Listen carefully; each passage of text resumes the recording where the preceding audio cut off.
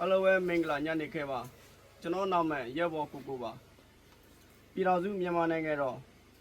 မြို့သားညီညွတ်ရေးအစိုးရပြည်ထရေးနယ်လူဝင်မှုကြီးကြပ်ရေးဝန်ကြီးဌာန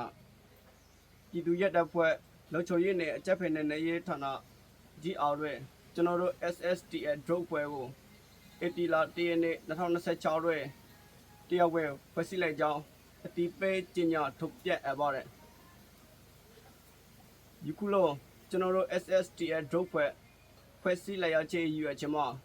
အာဏာရှင်စနစ်အမြတ်ဆုံးကြရှုံးနိုင်ရတဲ့အတွက်နဲ့ပြည်သူ့လုံခြုံရေးအားအမခတ်ချက်ပေးနိုင်ရန်အာဏာရှင်စနစ်ကြရှုံးရတဲ့အတွက်